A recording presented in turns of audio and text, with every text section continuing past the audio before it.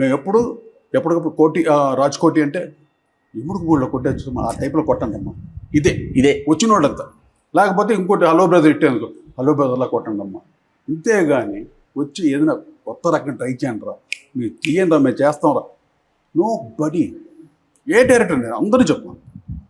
అప్పటి ఉన్న దాంట్లో మాకు ఉన్న మా ప్యాషన్ తోటి మేము చేసే పాటలు వినిపించి ఇంప్రెస్ చేసేవాళ్ళు. వాళ్ళు ఎలా ఇంప్రెస్ చేసేవాళ్ళం, మొత్తం టీం పెట్టిన ఆర్కెస్ట్రా పెట్టుకొని కంపోజింగ్లో అన్ని రకాలు అందరూ వాయించి, ఓహో ఇలా ఉంటుందా ఈ పాట, స్వరూపాన్ని చూపించేవాళ్ళు. కొంతమందికి స్వరూపం అర్థమయ్యేది కాదు, ఆ సంగీత స్వరూపం ఏంటి. ఇప్పుడు నాన్నగారు కంపోజ్ చేసినా ఇళయరాజా గారు కంపోజ్ చేసినా స్వరూపం తెలియదు పాటకి. మేము స్వరూపాన్ని ఇచ్చేవాళ్ళం అక్కడ. ఓ ఇలా వస్తుంది పాట అని ఒక స్వరూపాన్ని ఇచ్చేవాళ్ళం. దీన్ని ఇలా తీయాలి అని వాళ్ళు ఓహో ఇలా బాగా వస్తుంది అని అలాగా మా ట్యూన్స్ మేము అలా అంటే ఇంప్రెస్ చేసి అలాగా అమ్మేమన్నమాట. ఇవాళకి సార్ అల్లుడా మజాక మొన్న రాముడి పాట మరొకటి చిరంజీవి గారు చేసినప్పటికీ అల్లుడా మజాకతో కంపారిజన్ వచ్చింది పాటతో. మా ఊరి దేవుడు అందాల రాముతో కంపారిజన్ వచ్చేసి ఆ పాటకి కాస్ట్లీయెస్ట్ సాంగ్. నేను చేసిన ఆర్కెస్ట్రాలో 108 మందో 116 మంది 110 మంది ఎంతో మంది ఆర్కెస్ట్రా ఆ పాటకి ఎంతమంది రిథమ్స్, కోరస్, వైలెన్స్, తర్వాత ఇంకా కీబోర్డులు ఇన్ని రకాలుగా పెట్టి దాన్ని రికార్డింగ్ చేయాలా. అప్పటికి 3 ట్రాకే అక్కడ. అప్పటికి 3 ట్రాక్లో రికార్డ్ చేశాను. క్వాలిటీ చూడండి ఇప్పటికి ఎంత బాగా. మా కొల్లి రామకృష్ణ గారు సౌండ్ ఇంజనీర్, ఆయన రికార్డ్ చేశాడు. ఎంత గొప్పగా ఉంది ఆ పాట. ఈ రోజుకి అంటే ఇది మన ఏ పండగ వచ్చినా ప్రతి పండగకి నా పాట ఉంది. శ్రీరామనవమి అంటే మా ఊరి దేవుడు, మా హ్యాపీ న్యూ ఇయర్ అంటే కమ్మని కలలకు ఆహ్వానం హ్యాపీ న్యూ ఇయర్. సంక్రాంతి వచ్చిందే తుమ్మెద. మరి పెళ్లి పాట అంటే ఆకాశం స్నేహితుల పాట అంటే స్నేహాని కన్న మిన్న లోకాన లేదు. ఫ్యామిలీ సాంగ్ అంటే డోలారే డోలారే డమ్ చిక్కిదార. ఎన్ని పాటలండి ఏంటి, ఊరికేనా సాలు రాసే కొడుకంటే ఊరికే ఇది కాదు. మనం మజాగా ఇన్ని పాటలు చేసాం.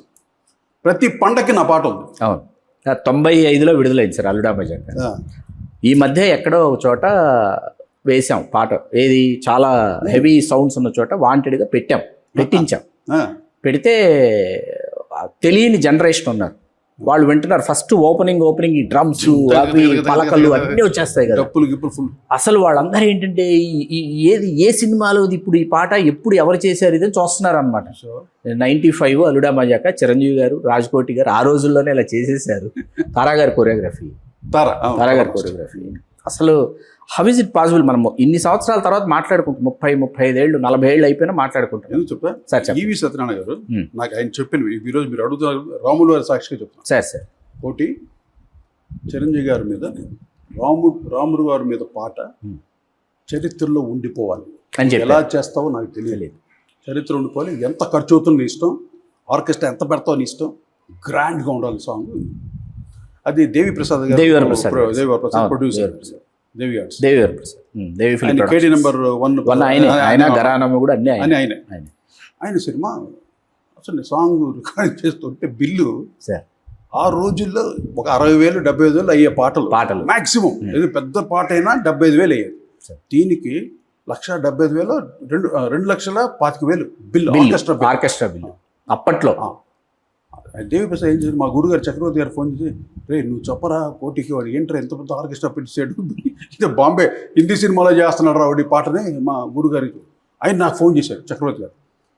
ఏంటి కొట్టి చూడు వాడు బిల్ ఏది ఎక్కువ అయిందంట, దేవి ఫోన్ గోల్ పెడుతున్నాడు. లేదన్నా ఇది పాట చిరంజీవి గారి మీద బాగా మంచి స్పాన్ ఉన్న పాట అని చెప్పి నేను అవాయిడ్ అయిపోయాను. ఆ పాటను ఎలా చేశానంటే, పాట పుట్టటమే సాహిత్యంతో పుట్టింది నాకు.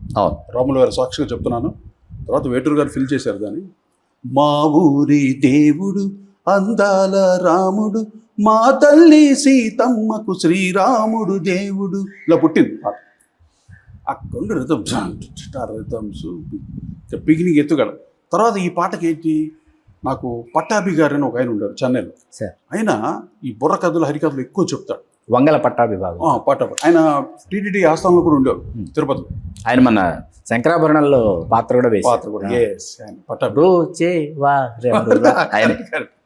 ఆయన నాకు మా నాన్నగారికి బాగా కోరస్ పాడేవారు వారు వచ్చి. నాకు ఆయన గుర్తుకొచ్చాడు ఈ పాట చేస్తున్నప్పుడు. ఆయన పిలిపిద్దాం, ఆయన మంచి మంచి మెటీరియల్స్ దొరుకుతుంది కదా. అప్పుడు ఆయన కొన్ని మెటీరియల్స్ చెప్పాడు. అదే చుక్క చుక్కల లేడి రామ్ భజన దన దాదానే దాదానే రామ్ భజన ఇవన్నీ కొన్ని మెళకులు ఇచ్చారు, కొన్ని చినుకులని భజనలో చేసే అవన్నీ తీసి యాడ్ చేసి.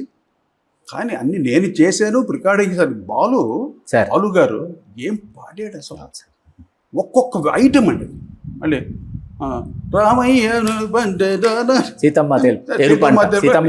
తెలుపంట ఇన్ని వేరియేషన్స్ వచ్చిన తర్వాత మళ్ళీ దాంట్లో రకరకాలు ఉంటాయి, మీరు వింటారు. అన్ని రకాలు ఒకే వాయిస్ పాడాడంటే అంత వర్స్టల్ సింగర్ మళ్ళీ పుడతాడా? మహానుభావుడు. నేను కంపోజ్ చేయటం, ఆయన పాడటం.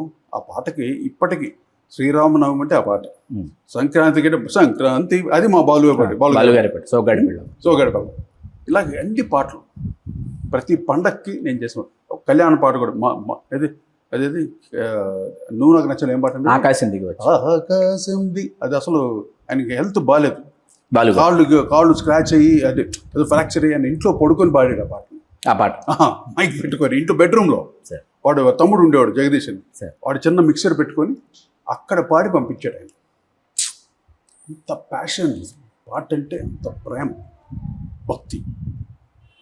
అలాగే పాడి మా పాటలు ఇప్పటికీ అజరామరం మిగిలిపోయిందంటే వాళ్ళ ఒక డెడికేషన్, మా డెడికేషన్. ఆఫ్ కోర్స్ కష్టపడ్డాం ఏమండి. నా పెద్ద విద్వాంసుడు కొడుకుని నేను, కానీ నా కొట్టు ఒక తెచ్చుకోకపోతే నేను రాజేశ్వరరావు కొడుకు ఎంతకాలం బతకగలను చెప్పండి? ఆయన ఉన్నంతకాలం. తర్వాత నాకు నేను తెచ్చుకోవాలిగా. అక్కడ నేను చాలా హార్డ్ వర్క్ చేశాను. అన్ని రకాల మ్యూజిక్ వినేవాడిని. ఎప్పుడు మ్యూజిక్ వినాలంటే అన్ని రకాల మ్యూజిక్ వింటేనే మనకి ఒక నాలెడ్జ్ వస్తుంది. ఇలా చేయొచ్చు, అలా చేయొచ్చు, ఒక ధైర్యం వస్తుంది. మనలోకి మనం ప్రయాణం చేస్తాం. లేకపోతే ఏమీ తెలియకుండా ఏది వినకుండా ఎంతసేపు మన పాత పాటలే విని అలా కొట్టాలంటే అలాగే ఉంటాయి, అవే ముందుకు వెళ్ళాం. అందువల్ల ఎక్కువ హియరింగ్ నాలెడ్జ్ ఉండాలి. అది నేను చేశాను. నా తర్వాత రెహమాన్ చేసాడు, నన్ను చూసేవాడు. నన్ను చూసి నేను నా కలెక్షన్స్ అన్ని వాడికి ఇచ్చేవాడిని. వాడు ఇలా వింటూ పాప ఏంటి అలా మురిసిపోయేవాడు. అలా తను కూడా స్టార్ట్ చేసాడు, తను చేసి నాకు పంపించాడు కొన్ని. ఇట్లా మేము వినేవాళ్ళం మ్యూజిక్. వింటూ ఆ రికార్డింగ్ క్వాలిటీ అవన్నీ దృష్టిలో పెట్టుకొని కంపోజ్ చేసాం. అప్పటికి మేము తెలుగుకి చాలా ఎక్కువ మ్యూజిక్ చేసాను సార్. తెలుగు సినిమాలకి చాలా ఎక్కువ మ్యూజిక్ చేశాను. ఎవరు చేయరు ఇలా వేస్ట్ కంట్రిబ్యూషన్ అన్నారు. అది నా పర్సనల్ ఇంట్రెస్ట్, నాకు తపన, నా డెడికేషన్లో చేశాను. అది ప్రేక్షకులు ఆదరించారు. ఇప్పటికీ ఆ పాటలకి నీరాజాలు పలుకుతూ ఎటువంటి క్లాప్స్ ఎటువంటి ఐఎమ్ రియల్లీ ఎంజాయింగ్ దట్. వాళ్ళ నాన్నగారు లేరు. నాన్నగారు సాలూరు రాజేశ్వరరావు గారు మీకు జన్మనిచ్చిన తండ్రి. మీకు సంగీత దర్శకుడిగా మీకు మరొక జన్మ ప్రసాదించిన చక్రవర్తి గారు మీ గురువు గారు. ఆ తర్వాత మీరు పాఠాలు నేర్చుకున్న కుమార్ గారి దగ్గర, వి కుమార్ గారి దగ్గర సార్. ఆయన 1.5 years పనిచేశాను. వి కుమార్ గారు గిటారిస్ట్. ఆయన్ని సౌత్ ఇండియన్ మదన్ మోహన్ అనేవాడు. ఆయన్ని వి కుమార్ గారు మెలోడీ కంపోజర్, చాలా మంచి. కన్నవారి కళలు, జమినీ తమిళ సినిమాలు చాలా ఉన్నాయి. బాలన్ గారి డైరెక్షన్, గ్రేటెస్ట్ కంపోజర్ ఆయన కూడా. ఆయన దగ్గర పని నా అదృష్టం. ఈ మహానుభావుల పని. తర్వాత మీరు ఎస్పి బాలసుబ్రహ్మణ్యం గారు, వేటూరు సుందరరామూర్తి గారు, సిరివెన్నెల సీతారామ శాస్త్రి గారు, వీళ్ళ గురించి ముగ్గురు గురించి వీళ్ళ లేరు, వీళ్ళ గురించి చెప్పమంటే ఒక్కొక్క మాటలో ఒక్కొక్కరి గురించి చెప్పమంటే ఏం చెప్తారు? వాళ్ళతో కారణ జన్ములు, మహర్షులు వాళ్ళు. అంతేనా?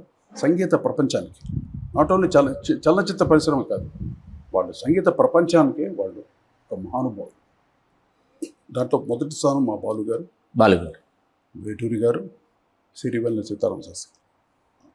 వాళ్ళలో ఉన్న టాలెంట్ నేను ఒకటి చెప్తాను. మేము నేను చిన్నవాడిని సంగీత దర్శకుడిని, కానీ నాకు అది ఇది ఉంది, నాకు వెనకాల నాకు బోర్డు ఉంది. వాళ్ళు ఎంత రెస్పెక్ట్ ఇస్తారంటే మాకు. వేటూరు గారు వచ్చి కంపోజింగ్ కూర్చుంటే ఆ మూల కూర్చుంటాడు, మా పక్కన కూర్చోడు. మూల అంటే సంగీత దర్శకుడికి వాళ్ళు ఇచ్చే గౌరవం అది. సిరివెన్నెల సీతారామ శాస్త్రి ఆయన పక్కన ఎక్కడో కూర్చొని ఇలా మాకు ఎంత ఒబీడియంట్గా ఉంటారండి. అంటే వాళ్ళు సంగీత దర్శకులు అని మాకు ఒక రెస్పెక్ట్ ఇస్తారు. ఆత్రేయ గారు ఆయన కూడా మీరు పాడండి అయ్యా, ఆయన మాకేంటి, ఆయన ఏదైనా పలుకుతే ఎటువంటి పాటలు రాశాడు ఆయన, ఎంతసేపు ట్యూన్ చేయండి అయ్యా, ట్రెండ్ న్యూ వచ్చేసారు కదా మీరంతా యంగ్స్టర్స్ చేయండి. అప్పటికి ఏదో ఇచ్చి అలా చేసేవాళ్ళని. అలాగా బాలుగారు, వేటూరు గారు, సిరివెన్నెల సీతారామ శాస్త్రి, వీళ్ళు ముగ్గురు కారణ జన్ములు. తెలుగు చలనచిత్ర పరిశ్రమకి వీళ్ళు ముగ్గురంటూ లేకపోతే ఇంత బ్యాలెన్స్ ఉండేది కాదు అసలు, ఇంత చరిత్ర. బహుశా ఎవరైనా వచ్చేవాళ్ళేమో కానీ ఈ స్థాయి వాళ్ళు ఎవరు వచ్చేవాళ్ళు గారు. అది కేవలం వీళ్ళు కారణ జన్ములు. ఆ టైంకి వీళ్ళు పుట్టాలని ఉంది, పుట్టారు, సాధన చేశారు బ్రహ్మాండంగా. అందరికీ నాలాంటి కంపోజర్స్కి అందరికీ ఎంతో గాయకుడిగా రచయితగా వాళ్ళిద్దరు ఎంతో కాంట్రిబ్యూషన్, విపరీతమైన కాంట్రిబ్యూషన్ ఇండస్ట్రీకి. కళాకాలం మర్చిపోకూడదు వాళ్ళని. వాళ్ళ శిలా విగ్రహాలు పెట్టుకోవాలి, ప్రతి ఒక్క ఇంట్లోనూ ఉండాలి శిలా విగ్రహాలు.